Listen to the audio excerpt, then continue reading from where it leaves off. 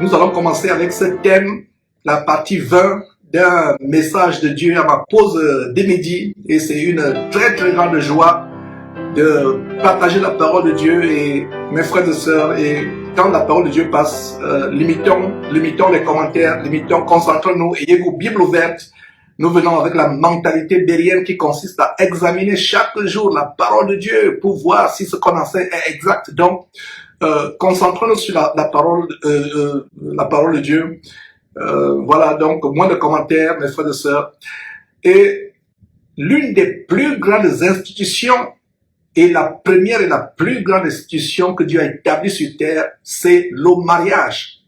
Avant les gouvernements, avant les universités, avant toute autre structure sociale, la toute première institution que Dieu a établie sur terre, c'est le mariage, et la plus grande institution sur terre est le mariage. Dieu nous a donné des commandements par rapport au mariage. Et ce n'est pas par hasard, mes frères et sœurs, que le mariage est pris d'assaut dans notre génération aujourd'hui, surtout à la fin des temps.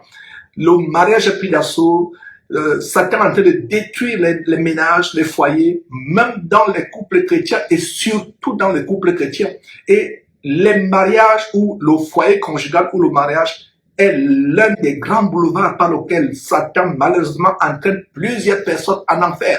C'est pour cela que de plus en plus, nous allons consacrer des enseignements, des exhortations à ce sujet qui est précieux, à savoir le mariage.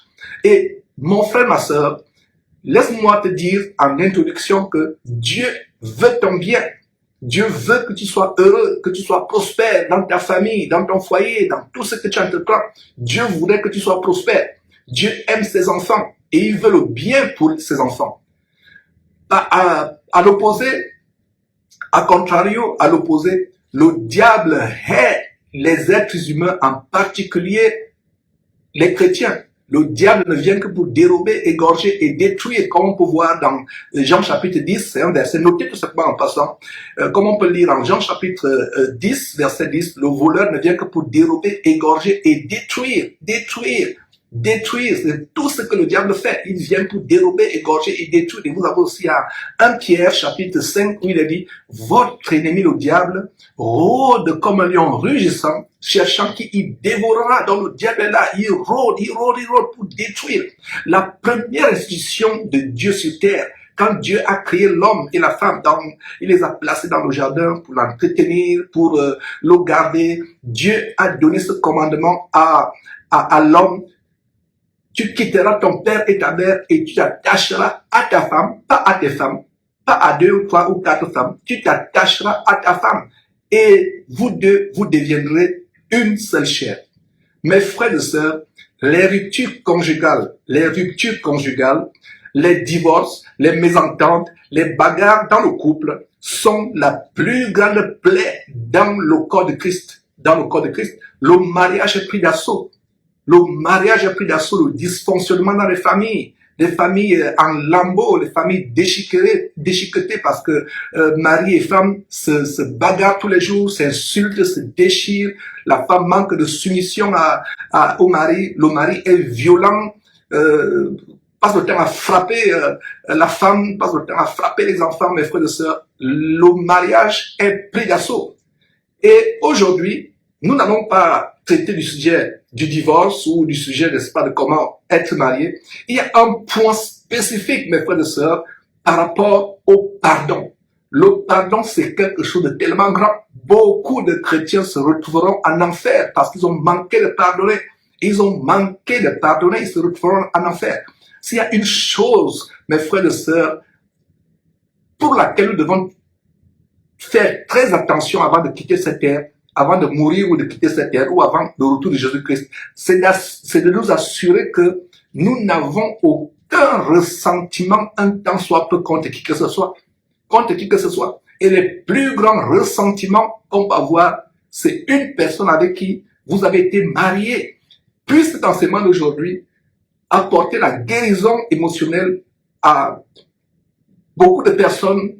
Peut-être toi qui me suis actuellement, qui a été déchiré, qui a eu le cœur déchiré par un divorce, tu as été abusé par un mari, abusé par une femme, tu as le cœur déchiré. Que cet enseignement d'aujourd'hui t'apporte la consolation, l'encouragement à pardonner, à pardonner. Je vais très brièvement commencer par le sujet du divorce. Mes frères et sœurs, s'il y a quelque chose que Dieu hait par-dessus toute chose, il y a deux choses que Dieu hait au plus haut point. Au plus haut point, c'est l'adultère. C'est-à-dire qu'un homme marié qui trompe sa femme, une femme mariée qui trompe son mari, Dieu hait cela au plus haut point. En dehors de cela, Dieu hait le divorce. Dieu hait le divorce. Est-ce que vous saviez, mes frères et sœurs qui me suivez, qu'il y a une chose que Dieu hait au plus haut point, à savoir quoi? Le divorce ou la répudiation. Dieu n'a jamais créé un homme et une femme pour se marier et divorcer. Le divorce n'existe pas dans le vocabulaire de Dieu. La rupture conjugale, le divorce n'existe pas dans le vocabulaire de Dieu. Un homme qui divorce sa femme ou une femme qui divorce son mari, quelles que soient les raisons, a tout simplement pris la voie de la séduction. La voie de la séduction.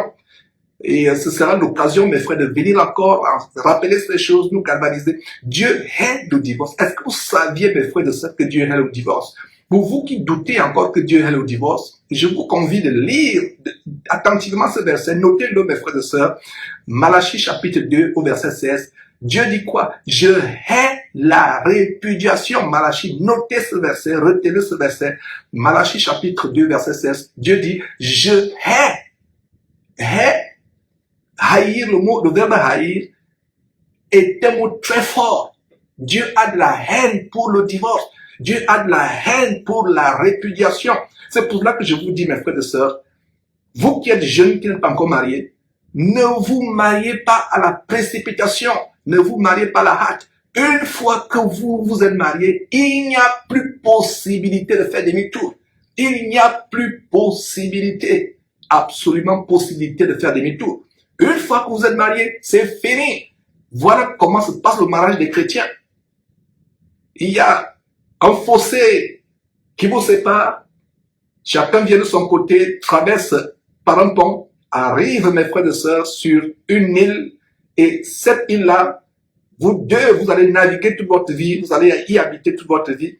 Et quand vous traversez, vous quittez le célibat, vous traversez sur ce pont, vous arrivez sur cette île, vous prenez votre bidon d'essence, vous brûlez le pont par lequel vous êtes venu pour rencontrer votre époux, votre épouse. Chacun de vous brûle ce pont et vous vous retrouvez ensemble. Et une fois que vous avez brûlé ce pont, ça veut dire qu'il n'y a plus possibilité de faire marche arrière. Si l'un d'entre vous décide de faire marche arrière, il va tomber dans un ravin. Et ce ravin, c'est l'enfer. Mes frères et sœurs, notez ce verset, Malachie chapitre 2, verset 16. Dieu dit, je hais la répudiation ou le divorce, je hais la répudiation ou divorce, dit l'Éternel des armées. Lisons attentivement Matthieu chapitre 19, j'y suis déjà, mes frères et sœurs. Matthieu chapitre 19, lisons attentivement. Et ça, ce n'est qu'une introduction, parce que le sujet de cet enseignement de ce midi, à ma pause de midi, c'est comment, mes frères et sœurs, le pardon entre époux est un grand secret pour nous guérir émotionnellement. C'est par là qu'on va finir cet enseignement. Mais en introduction, nous sommes en train de voir comment Dieu a en horreur le mariage. Ne prenez pas à la légère un vœu sacré. Allez lire Ecclésiaste, il y a un verset qui dit en Ecclésiaste chapitre 5, ne prends pas à la légère un vœu sacré. Et il n'y a pas plus grand vœu sur terre qu'un homme qui dit à sa femme, qui dit à sa fiancée, je me marie à toi jusqu'à ce que la mort nous sépare. Et vous aussi, fiancé, femme, vous dites à votre fiancé homme, je me lie à toi jusqu'à ce que la mort vous sépare. Et vous le dites devant Dieu. Parce que je suppose que vous êtes chrétien et cet enseignement s'adresse d'abord aux chrétiens. Parce que même les familles chrétiennes, il y a des bagarres. On s'insulte à longueur de journée, on se tape dessus. Même dans les maisons de ces pasteurs que nous dénonçons, qui sont supposés être un exemple. Parce que comment toi qui es, soi-disant, dirigeant du peuple de Dieu, tu peux diriger le peuple de Dieu si tu ne tiens pas ta maison, tu ne tiens pas ta femme et tes enfants sous la soumission. Ta famille est en lambeaux, c'est un véritable bordel. Ta famille, il y a toutes sortes de tensions. Vous vous bagarrez tous les jours. Le mari boxe la femme qu'il envoie à l'hôpital à plusieurs reprises. Et si vous avez été dans cette situation, vers la fin de cet enseignement, ma prière, c'est que cet enseignement vous apporte la guérison émotionnelle. Beaucoup de frères et sœurs sont blessés à cause des problèmes conjugaux. la femme a trompé le mari a trompé la femme, le mari a chassé la femme pour prendre une nouvelle femme, et voilà comment la femme se retrouve seule, sans bien être, et plus tard, sans quoi que ce soit, et plus tard elle devient chrétienne, mais elle a toujours du mal à pardonner. Le mariage, c'est là où l'ennemi nous attaque, c'est pour cela que nous allons d'ailleurs lire cela, le Saint-Esprit, parlant par l'entremise de l'apôtre Paul, en 1 Corinthiens chapitre 6, tout un chapitre qui règle des questions de mariage dans le corps de Christ. L'apôtre Paul dit, il était célibataire, il ne s'était jamais marié. L'apôtre Paul dit, j'aimerais que tout le monde soit comme moi, célibataire, mais chacun tient de Dieu un don d'une manière ou d'une autre. Mais l'apôtre Paul nous avertit, inspiré par le Saint-Esprit, que ceux qui veulent se marier auront beaucoup de tribulations dans la chair. Et je voudrais vous en préserver, vous en épargner. Surtout toi, ma soeur ou mon frère, qui prend le risque d'aller épouser un non-croyant ou une non-chrétienne selon que vous êtes homme ou femme. Un non-chrétien ne doit pas être épousé par un chrétien. Vous êtes un chrétien qui craint Dieu. Vous ne pourrez jamais épouser une femme non-chrétienne. Vous êtes une femme qui craint Dieu. Vous ne pourrez jamais épouser un homme non-chrétien. C'est ce que dit 2 Corinthiens chapitre 6 verset 14. Ne vous mettez pas avec les infidèles sous un joug étranger. Le joug, c'est quoi? C'est un morceau de bois par lequel on attelait 2 vaches pour qu'elles labourent. Donc le joug, c'est cette pièce de bois ou de fer qu'on met au cou des bœufs pour les atteler, pour qu'ils les bœufs ou vaches aillent ensemble pour labourer. Il n'y a pas plus grand joug que le mariage. Et 2 Corinthiens chapitre 6 verset 14, ne vous mettez pas avec les infidèles sous un joug étranger. Mes frères, mes sœurs, beaucoup de personnes, en suivant ces enseignements, m'ont dit, Georges, tu as raison. Si on avait su, on ne se serait jamais marié à cet incroyant ou à cette incroyante. Il faut faire très attention. Mais une fois que c'est arrivé, votre mari vous a fait tellement de la peine, votre femme vous a trompé, vous a rendu la vie difficile, votre époux vous a transformé le foyer conjugal en un véritable enfer sur terre. Que faut-il faire? Je vais vous donner la clé, mes frères et sœurs, c'est le pardon. Même s'il vous a commis le plus grand crime, même s'il a tué tous vos parents, votre époux a tué tous vos parents, il vous a même coupé le bras et les pieds, je vais vous donner la grande recette pour vous apporter la paix et pour vous délivrer. Et ma prière, c'est que cet enseignement délivre émotionnellement, guérisse émotionnellement toute personne qui a été abusée, trompée par un mari, trompée par une femme abusive. Et vous avez fait des erreurs, nous avons tous fait des erreurs par le passé. La Bible dit en Osée chapitre 4, verset 6, « Mon peuple est détruit parce qu'il lui manque la connaissance. » Beaucoup parmi nous, si on avait connu cette parole de Dieu, on n'aurait pas fait les erreurs que nous avons faites aujourd'hui. Alors, je voudrais donner Malachie chapitre 2, verset 16, qui dit que Dieu hait le divorce. Allons voir Matthieu chapitre 19, à partir du verset 3. Les pharisiens, qui étaient ces hommes religieux, ils ne connaissaient pas Dieu, ils n'avaient pas l'amour de Dieu, ils avaient l'apparence de la piété, c'était des hommes religieux, parce qu'un homme religieux, c'est quelqu'un qui a l'apparence de la piété, il craint Dieu, il donne aux gens l'impression qu'il craint Dieu, qu'il aime Dieu, mais ce n'est que l'apparence. Il est attaché, aveuglé par la religion. Donc au verset 3, les pharisiens abordèrent Jésus et lui dirent, pour l'éprouver, ils ne voulaient pas avoir la connaissance. C'est comme ces gens qui posent des commentaires sous les vidéos que Jésus-Christ les poste, juste pour nous éprouver. Ils n'aiment pas Dieu, ils ne veulent pas connaître la vérité, c'est juste pour nous éprouver. Alors qu'est-ce qui se passe? L'histoire se répète aujourd'hui, comme au temps de Jésus-Christ, verset 3, Matthieu chapitre 19, verset 3. Alors, les pharisiens abordèrent Jésus et dirent, pour l'éprouver, est-il permis à un homme de répudier sa femme pour un motif quelconque? Pour un motif quelconque. Regardez la réponse de Jésus-Christ. Et si vous êtes chrétien à partir d'aujourd'hui, vous allez mettre en pratique cette parole. Verset 4, Jésus répondit, n'avez-vous pas lu que le Créateur au commencement fit l'homme et la femme? Et il réfère à ce qui se passe au jardin d'Éden en Genèse. D'ailleurs, on a fait une étude de Genèse pendant 10 mois, verset après verset, une étude approfondie. Allez lire cela. Donc, Jésus renvoie à ce qui se passe en Genèse. En Genèse, et qu'est-ce qu'il dit? Verset 5, et qu'il dit, Dieu dit, c'est pourquoi l'homme quittera son père et sa mère et s'attachera à sa femme, pas à ses femmes, à sa femme. Une femme dont la polygamie ne vient pas de Dieu, la polygamie est du diable, donc s'attachera à sa femme et les deux deviendront une seule chair. Verset 6. Ainsi, ils ne sont plus deux, mais ils sont une seule chair, que l'homme donc ne sépare pas ce que Dieu a joint, pardon. Excusez-moi, que l'homme ne sépare pas ce que Dieu a joint. Que Dieu ne sépare pas ce que, que l'homme ne sépare pas ce que Dieu a joint. Pas le divorce. C'est la même chose qu'on a vu en Malachie chapitre 2 verset 16 où il est dit Dieu hait la répudiation. Je hais la répudiation. Je déteste. Haïr signifie que vous détestez avec passion quelque chose. Donc Dieu déteste avec passion. Dieu haït avec passion. Le divorce. Je me rappelle à l'époque que j'avais des dossiers de divorce, mes frères et sœurs, et pensant être chrétien à l'époque et travaillant à la justice au Gabon comme avocat, il y a eu des clients qui m'ont vu pour des dossiers de divorce.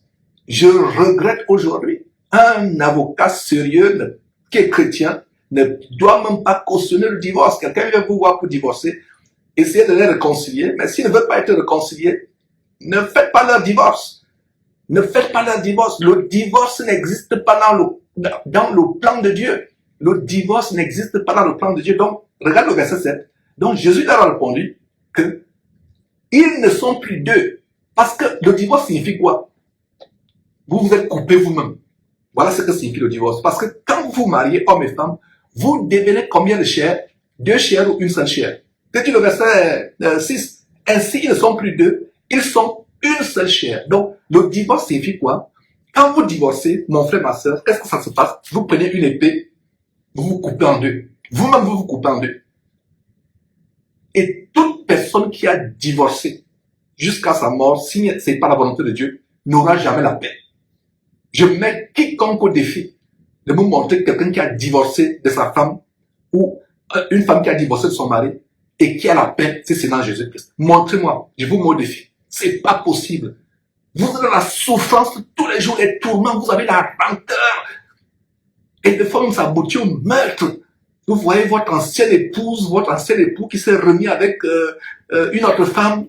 Vous passez dans la rue, vous les voyez, vous avez l'impression qu'on a versé l'essence dans votre cœur, comment le cœur est en train de vouloir s'exploser. C'est comme si on a mis une bombe qui explose, qui brûle votre cœur. Combien de personnes se sont suicidées après un divorce? Je ne vous raconte pas une histoire qui vient de loin. Une petite que j'ai vue grandir au Cameroun, elle a été tourmentée, je ne sais pas ce qu'il a pris, elle a rendu la vie difficile à son mari et finalement ils sont séparés. Le mari s'est suicidé. C'est une petite que j'ai connue. Une petite que j'ai connue, je ne vous raconte pas les histoires qui viennent de loin. Le divorce est dangereux, mes frères et sœurs. Les familles sont détruites, bousillées. Même les enfants gardent de la rancœur dans le cœur à l'égard des parents. Les enfants des familles divorcées sont les enfants aigris qui gardent une rancœur profonde à l'égard des parents. Surtout le parent qui a fait souffrir l'autre. Ça veut dire que cet enseignement s'adresse même aussi aux enfants qui doivent s'élever au standard de pardonner à leurs parents. Le parent qui a fait souffrir l'autre. De pardonner. Je vous assure, ceux qui pensent que le divorce est possible, bibliquement ce n'est pas possible. C'est pour ça que jeunes gens, ne vous mariez pas à la légère. Ne vous mariez pas avec précipitation. Ne vous mariez pas par un coup de foudre. Ne vous mariez pas parce que vous avez vu une femme qui va dans la rue, qui dandine, qui paraît, surtout avec tous ces artifices de beauté d'emprunt aujourd'hui. Ne vous faites pas séduire par les artifices de beauté d'emprunt. Demandez à Dieu de vous donner une femme selon son cœur, parce que le cœur de Dieu selon le cœur de Dieu. Je crois véritablement, mes frères et sœurs, que quand Dieu, sur la base de l'histoire selon laquelle Dieu, en créant Ève, a fait dormir Adam, a fait sortir Ève de la côte d'Adam. En conclusion, moi, votre frère Georges, je suis convaincu que chaque homme a sa femme quelque part sur terre, son Ève quelque part sur terre, et chaque femme a quelque part sur terre son Adam. Pourquoi les chrétiens, aujourd'hui, se retrouvent mal mariés? Tu te retrouves avec une côte qui ne te va pas. C'est comme une chaussure qui ne vous suffit pas. Soit elle serre trop, soit elle est large, votre pied flotte à l'intérieur. Parce que vous n'avez pas patienté que Dieu vous donne votre Ève, selon si vous êtes une femme, si vous êtes un homme, pardon, et que Dieu vous donne votre Ève si vous êtes un homme, que Dieu vous donne votre Adam si vous êtes une femme, ou Dieu vous donne votre Ève. Vous vous êtes précipité, vous n'avez pas attendu avec patience, avec foi. Vous n'avez pas demandé à Dieu, est-ce que c'est vraiment mon Ève que tu m'as réservé à moi homme? Est-ce que c'est mon Adam que tu m'as réservé à moi femme? Vous vous précipitez, vous prenez une femme, votre côte. Cette femme que vous avez prise, c'est une côte, soit qui serre, soit qui flotte, ce n'est pas votre femme. Et vous divorcez. Et sachez que quand vous avez divorcé, la Bible dit que vous ne pouvez pas vous remarier parce que quelqu'un qui divorce, qui se remarie du vivant de sa femme, commet l'adultère. On a fait des enseignements là-dessus, ce n'est pas le sujet de l'enseignement aujourd'hui. Alors mes frères, poursuivons à Matthieu chapitre 19. Jésus leur répond en disant, il n'y a pas de divorce. Il n'y a pas de divorce parce que les deux forment pas deux chairs, une seule chair. Donc, quelqu'un qui dit à sa femme, je ne veux plus de toi, on divorce, c'est comme tu prends une épée, tu te coupes. Toi qui divorces de ta femme là, tu ne seras jamais heureux jusqu'à la fin de tes jours.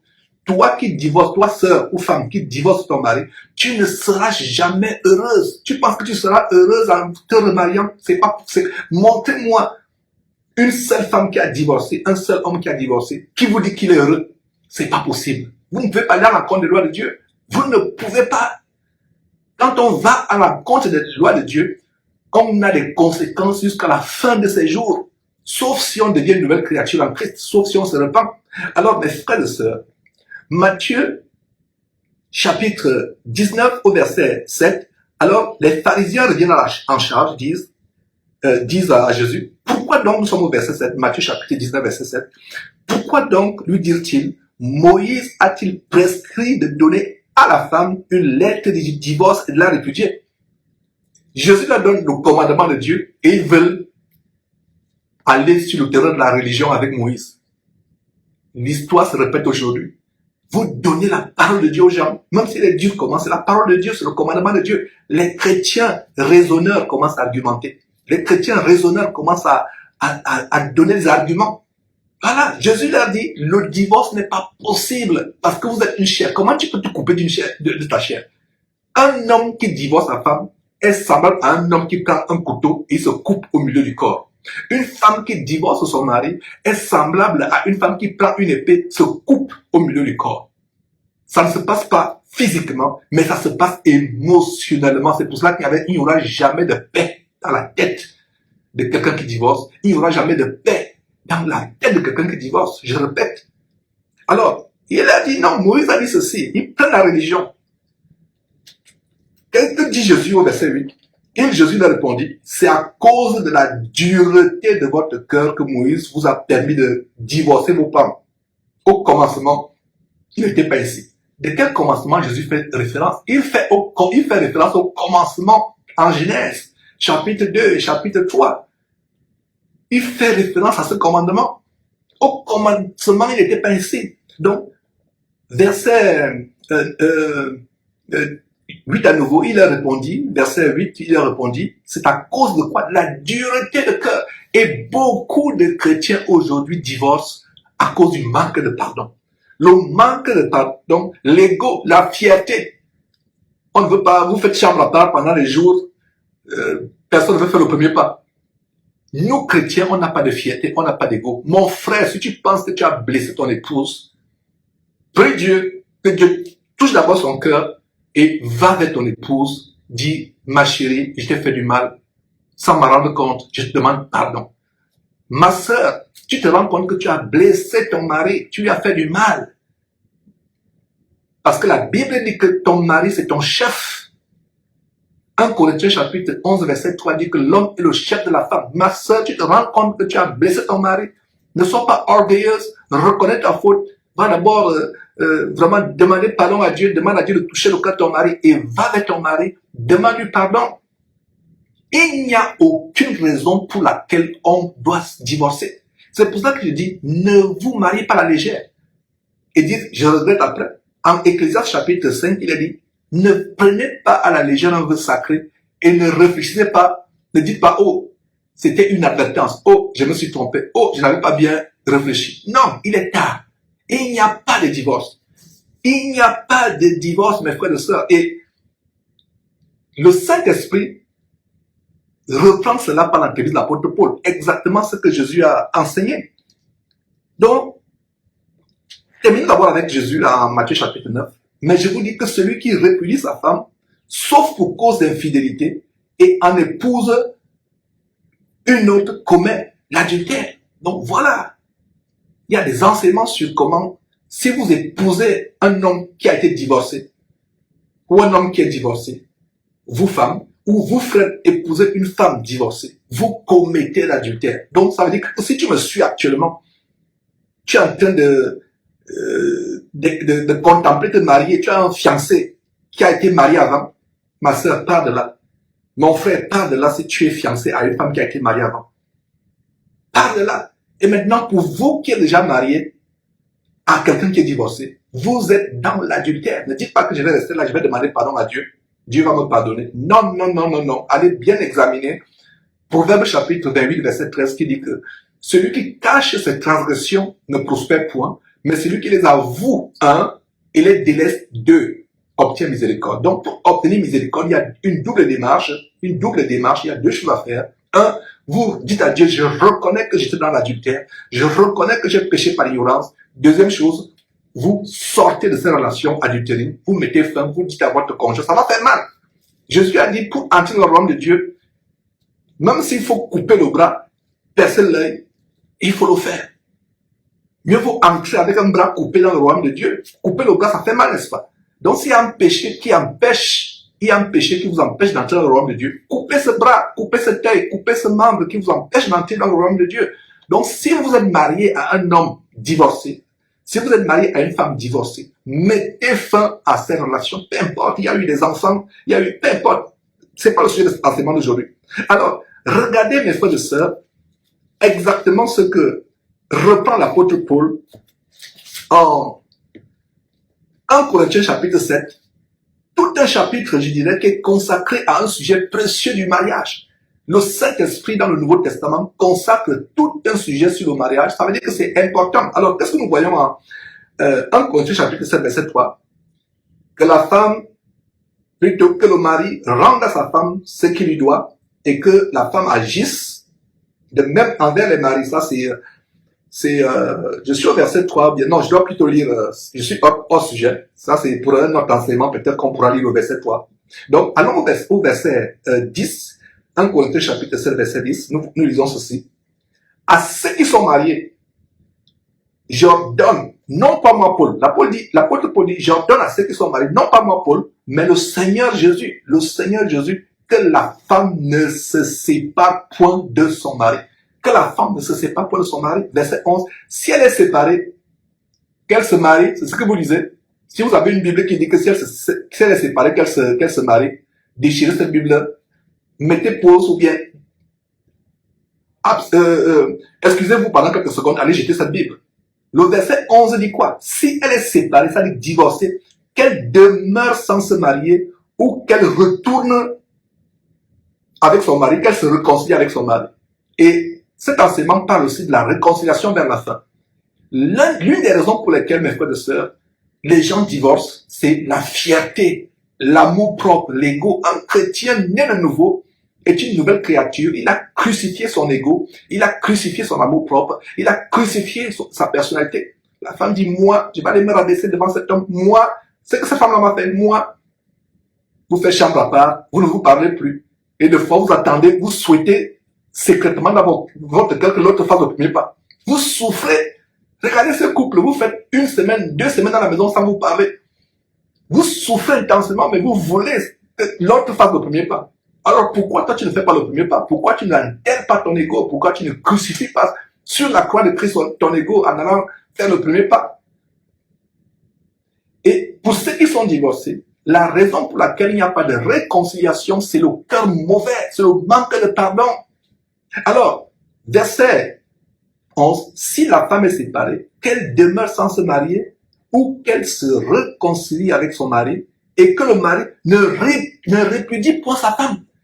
Donc, vous comprenez que dans le plan de Dieu, il n'y a pas de divorce, il n'y a pas de répudiation. Malachie chapitre 2, verset 16, Dieu dit, je hais la répudiation. Verset 12, aux autres, ce n'est pas le Seigneur, c'est moi qui dis, si un frère a une femme non croyante, qu'elle consente à habiter avec lui, qu'il ne la répudie point. C'est-à-dire que si vous avez commis une erreur, vous ne connaissez pas le commandement de Dieu de 2 Corinthiens chapitre 14 qui vous interdit de vous mettre avec les infidèles sous un joug étranger. Vous avez commis une erreur, vous épousez, vous homme, une femme non croyante, que Dieu au verset 12, et si cette non-croyante ne trouve pas d'inconvénient à habiter avec vous, à cohabiter avec vous, vous ne la répudiez pas. Et le verset 13 dit, de même pour les femmes, verset 13, 1 Corinthiens chapitre 7, verset 13, et si une femme a un mari non croyant et qu'il consente à habiter avec elle, qu'elle ne répudie point son mari.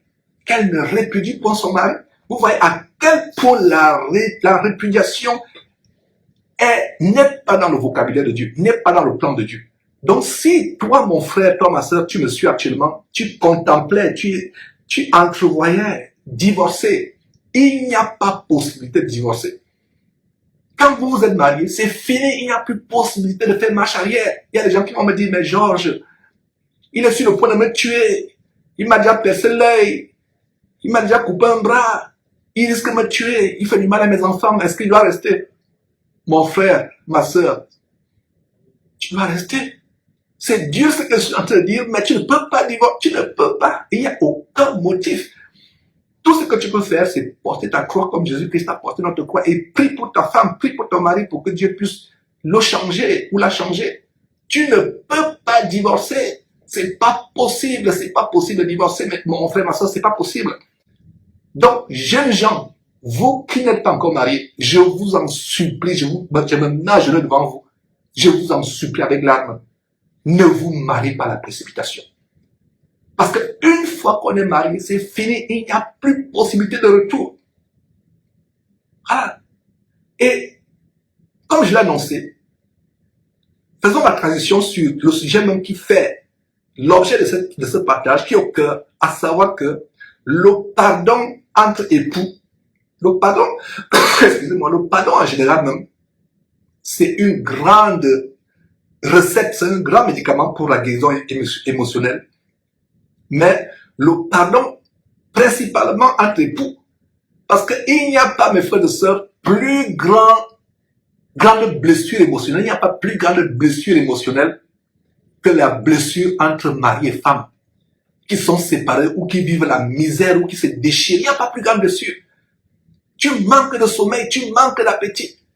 C'est pour ça que le mystère du mariage est tellement grand, parce que quand vous mariez, vous formez une même chair. Quand vous avez des problèmes avec votre femme, c'est comme si vous vous poignardez vous-même. Quand vous avez des problèmes avec votre mari, c'est comme si vous vous égorgez vous-même. Plus Dieu restaurer les familles chrétiennes, ma prière c'est que cet enseignement ne te laisse pas stérile, mais qu'il soit fertile dans ta vie, qu'il produise quelque chose et transforme ta vie, transforme ta famille. Demande à Dieu de bénir ton foyer, de bénir ton foyer, de bénir ton foyer. Demande à Dieu de changer ton époux qui te rend la vie difficile. Demande à Dieu de changer ton mari qui transforme votre foyer conjugal en un enfer. Cela est possible. Mais même si la réponse de Dieu ne vient pas encore, tout ce que tu peux faire, c'est de supporter. On ne se marie pas avec précipitation. Une fois qu'on s'est marié, plus de possibilité de se séparer. Comme on vient de voir dans 1 Corinthiens chapitre 7, le seul cas où on peut divorcer, c'est si on est marié à un incroyant et l'incroyant décide lui-même de partir. C'est pas vous qui allez prendre la décision de partir. Le chrétien ne divorcera jamais. Donc, deux chrétiens, couple où il y a deux chrétiens, mari et femme chrétiens, aucun d'eux ne va divorcer. Maintenant, si vous vous êtes marié par erreur avec un incroyant ou une incroyante, ce n'est pas vous qui allez divorcer. Jamais. Si vous divorcez, vous commettez un péché. Il y a un péché grave qui consiste à prendre l'initiative du divorce. L'initiative du divorce ne vient pas de l'homme chrétien ou de la femme chrétienne. Il y a même des couples où la femme, le mari vous impose, l'homme, la femme vous impose d'aller au tribunal, d'aller signer. Mon frère, ma soeur, ton mari t'amène au tribunal pour aller signer le divorce. Ta femme t'amène au tribunal pour aller signer le divorce. Rappelle-lui ces versets bibliques qu'on a vus. Rappelle-lui Matthieu chapitre 19, du verset 3 au verset 9. Rappelle-lui 1 Corinthiens chapitre 7, du verset 10 au verset 13. Dis-lui que je ne signerai pas, parce que si je signe mon entrée en enfer. Je signe mon entrée en enfer, parce que divorcer, c'est un grand péché. C'est un péché dont vous ne pourriez même jamais vous repentir. Maintenant, si vous avez fait cela, n'ayant pas cette connaissance, allez à Dieu, demandez à Dieu, dites, Seigneur Dieu, je ne connaissais pas ces choses que j'enseigne aujourd'hui. J'ai dit dans l'ignorance, pardonne-moi. Mais connaissant ces choses, vous divorcez, vous signez votre entrée en enfer. Donc, si votre épouse vous amène à signer au tribunal ou à la cour ou devant une autorité quelconque votre divorce, refusez. Et la personne dit, ok, moi, je suis là, fais toute procédure que tu penses être bonne pour toi, je te regarde. Mais une fois maintenant que vous êtes divorcé, s'il n'y a pas de pardon, ce sera des blessures émotionnelles béantes. Certains se suicident. Il y a des hommes ou des femmes qui peut-être ne sont pas suicidés, n'ont pas eu le courage de se donner la mort, mais versent dans la drogue. Ils deviennent addicts. L'accoutumance à la drogue, à la boisson. La vie est détruite. Pourquoi? Parce qu'il n'y a pas de pardon. Et s'agissant de pardon, pardonner à quelqu'un qui nous a fait du mal, pardonner à quelqu'un qui nous a fait du mal, c'est l'acte le plus égoïste qu'il soit. Les gens vont me dire, mais Georges, pourquoi tu dis que l'acte le plus égoïste qu'il soit, c'est de pardonner? Parce que quand vous pardonnez à quelqu'un, ce n'est pas le bien que vous faites à cette personne, c'est vous faites le bien à vous-même. Vous faites le bien.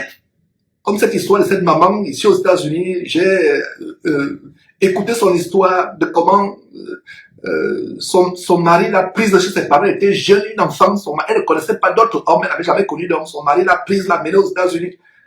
Arrivé aux États-Unis, ils ont vécu, le mari était diplomate, un ressortissant d'Afrique de l'Ouest. Le mari l'a menée aux États-Unis, s'occupait bien d'elle et tout allait bien. Et dès que l'ambassade de ce pays africain l'a réaffectée en Afrique, dès qu'ils ont mis pied en Afrique, elle avait environ 25 ou 26 ans. Elle est allée elle a épousé cet homme étant jeune, une adolescente. Dès qu'ils mettent pied en Afrique, le mari a changé, le mari a pris une petite fille. Avant cela, le mari a pris une autre femme. Le mari a commencé à la torturer. Sa vie est devenue plus que l'enfer. Et comme ça ne suffisait pas, le mari a dit, ok, prends ton corps, même pas une aiguille, même pas une robe, va, sors avec ce que tu as sur ton corps, aucun bien, va, sors de cette maison. Elle est partie. Le mari a épousé notre femme. Cette femme s'est retrouvée aujourd'hui aux États-Unis avec sa fille.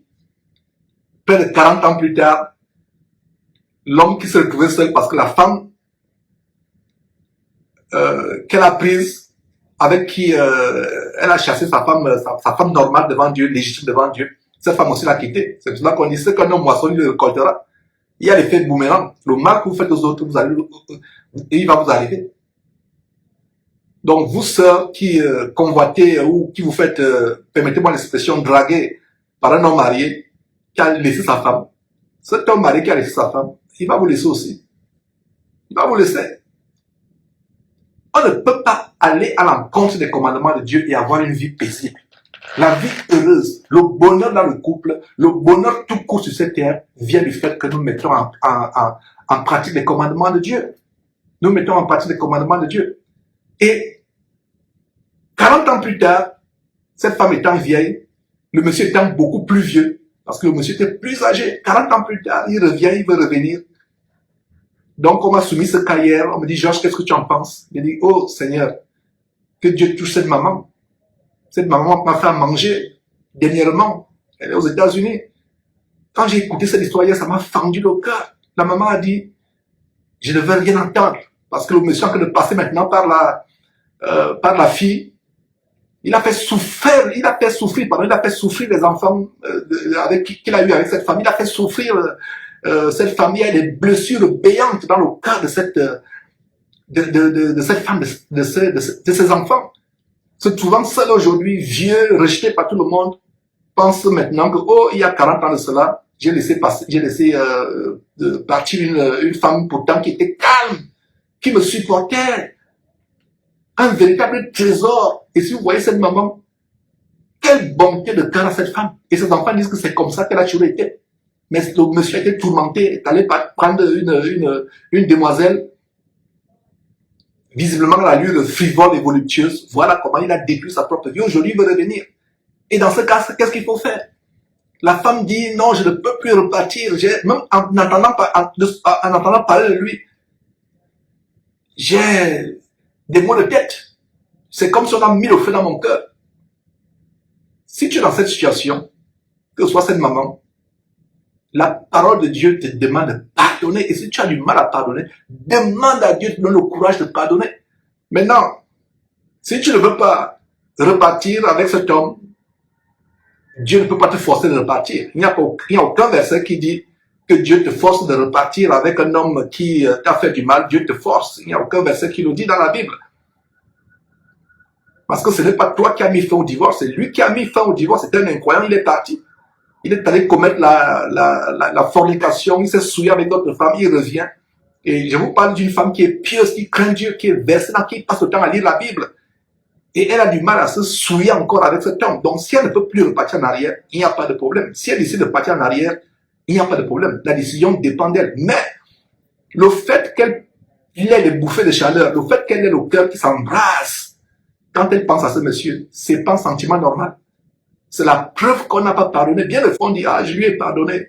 J'ai pardonné. Mais non, la preuve que vous n'avez pas pardonné quelqu'un, si vous entendez que la personne est devenue ministre des Finances et votre cœur bat, c'est que vous n'avez pas pardonné la personne.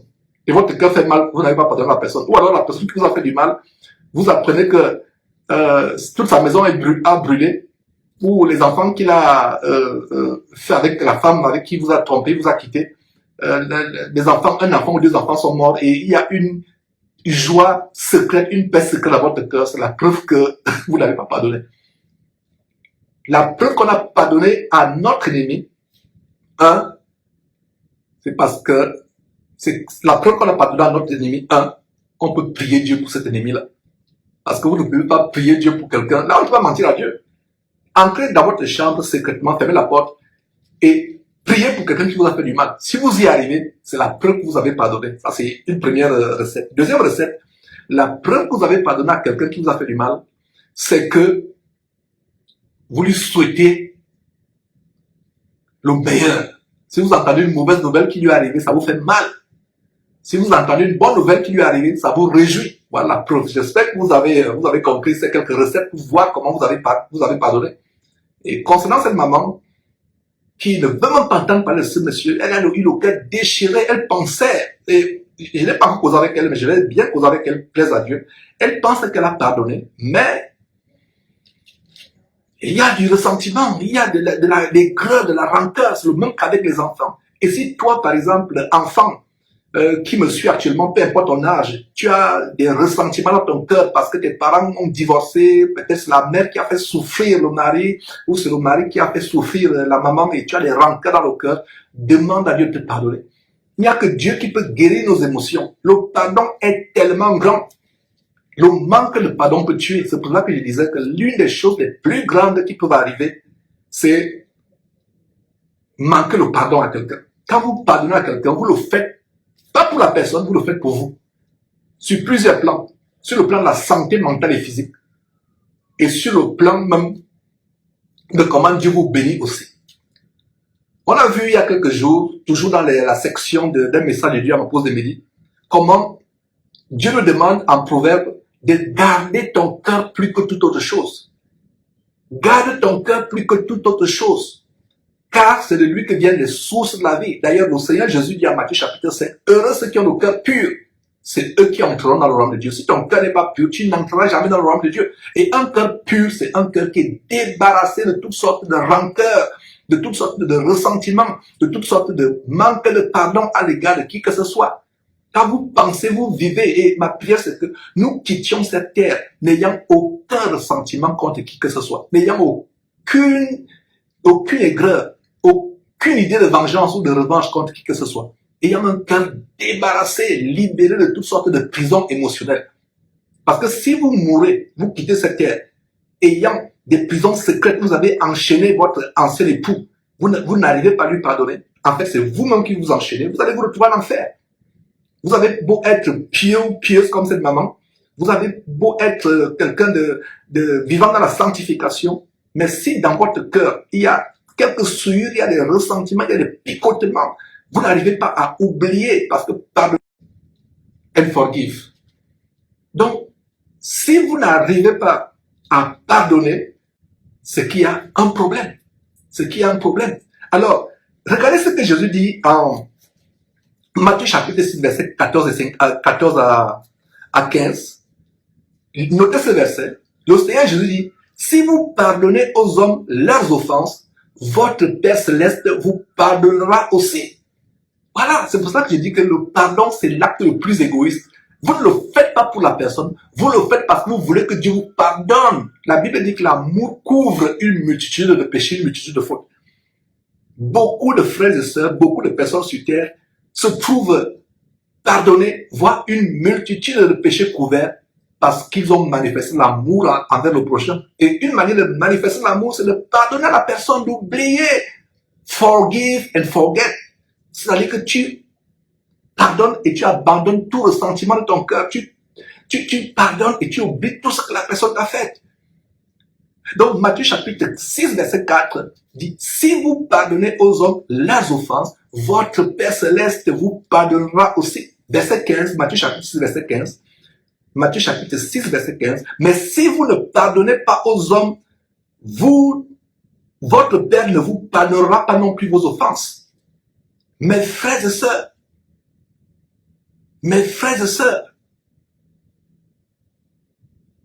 voilà ce que dit la parole de Dieu. Matthieu chapitre 18, verset 32. C'est une histoire merveilleuse. Matthieu chapitre 18, verset 32 à 35. D'ailleurs, on peut lire à partir du verset 23. C'est une merveilleuse histoire, l'histoire d'un homme qui avait des serviteurs. Jésus raconte cette histoire pour montrer ce qui arrive à quelqu'un qui ne pardonne pas à son prochain. Dans Matthieu chapitre 18, à partir du verset... On peut lire à partir du verset 32, mais lisons même à partir du verset 33. Lisez, parce que pour gagner le temps, ma pause va bientôt à la fin. Donc, l'histoire c'est quoi? C'est la parabole d'un serviteur impitoyable. Ils avaient un maître avait plusieurs serviteurs, et le serviteur, un des serviteurs devait l'argent au maître, au patron. Le maître lui a pardonné sa dette, lui a remis sa dette. Et ce serviteur à qui le maître a remis la dette était aussi le créancier de notre serviteur. C'est-à-dire qu'un notre serviteur, lui devait l'argent, lui à qui le maître a tout remis. Alors, au lieu... Et il est venu d'ailleurs, ce serviteur est venu vers le maître, il dit vraiment, je te demande pardon, sois patient avec moi, je te dois de l'argent, il s'est prosterné, il s'est mis à genoux, vraiment, sois patient, je vais te payer tout. Et le maître, au verset 27, ému de compassion, le maître de ce serviteur le laisse aller et lui dit non, ta dette, il n'y a pas de problème, j'efface ta dette. Alors, donc, dès que ce serviteur est sorti, content, il rencontre un de ses compagnons qui lui devait aussi 100 deniers.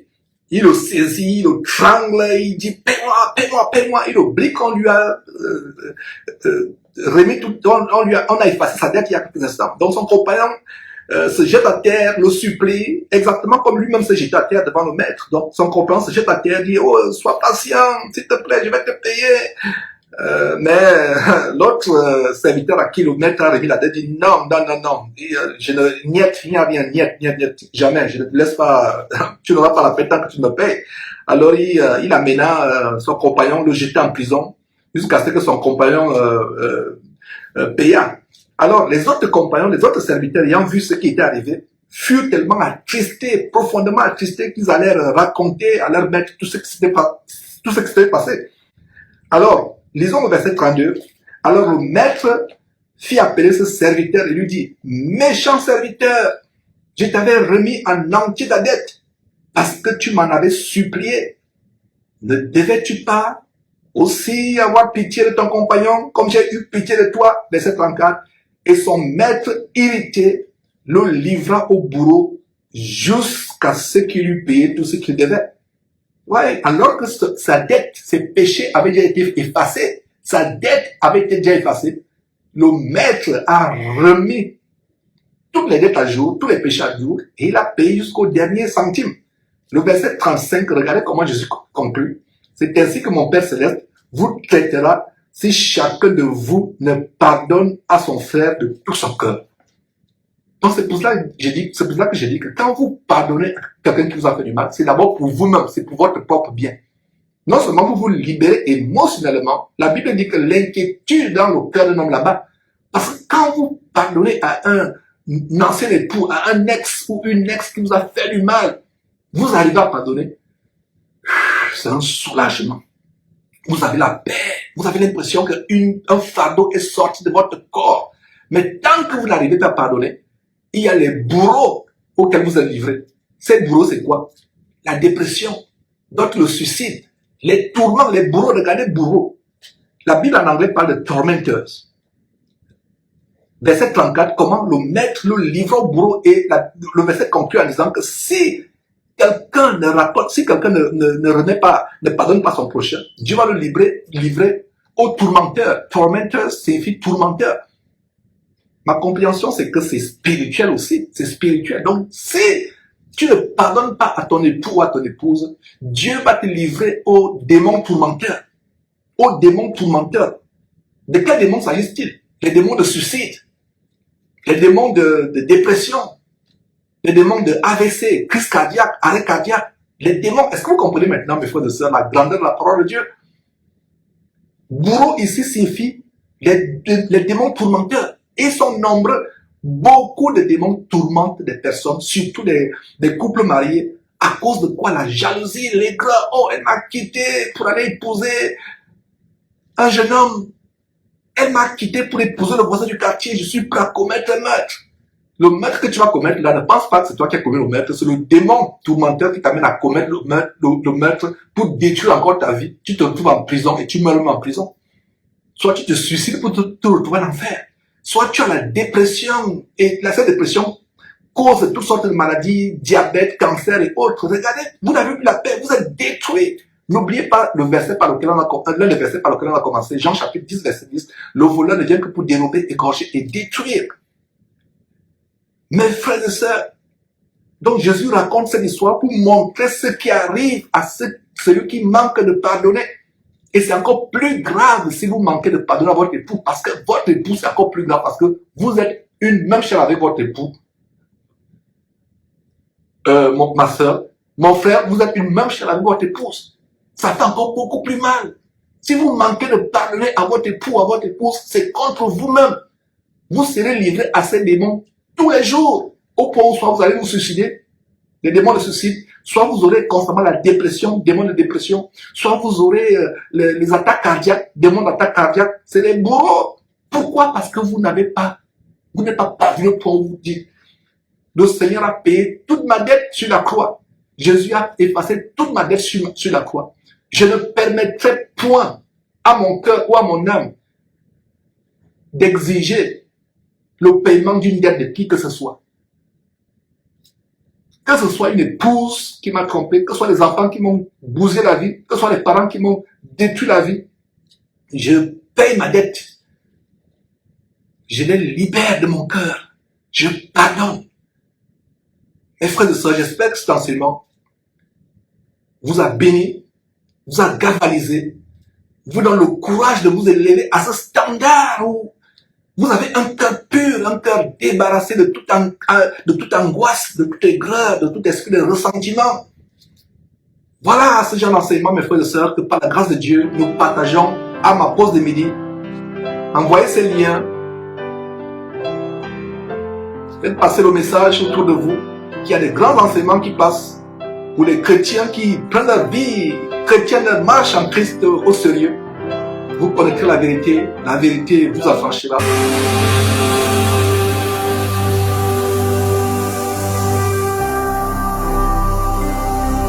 Jésus-Christ TV,